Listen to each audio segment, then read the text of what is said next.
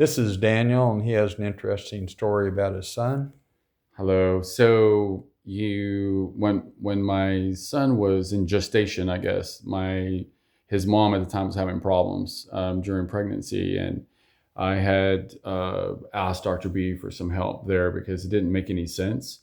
And so he basically identified the eggs, and I think that was because I had an issue with eggs when I was a kid.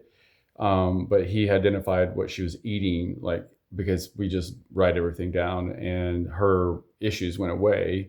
And then later, whenever she started to breastfeed him, he was colicky and his stomach was really hard. He was having problems, which is weird because we did everything natural and he was always really good. And it was because of the eggs again. And so we removed the eggs and we had no issues. He was a perfect little happy baby. And for a whole year that he breastfed. So that was totally possible.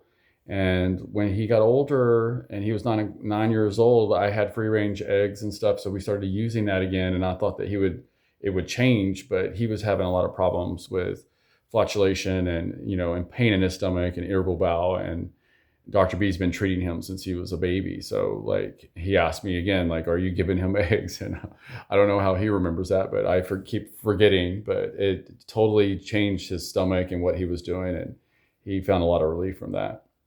So you're well satisfied all through him growing up from the Oh from the yeah. womb, huh? I mean, it wasn't just that. Like Hmm. her pregnancy was a very good pregnancy, and um, that she didn't have hardly any of the issues that most people have during pregnancy because he treated her through the pregnancy too, and it was phenomenal.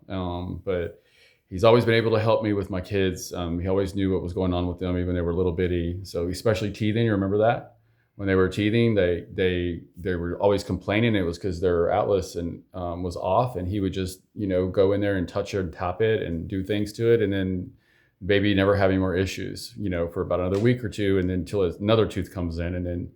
But we've been really blessed for that. Okay, and so the nutritional part from T-TAPS part 4 and the tapping of the upper cervicals was from T-TAPS part 1.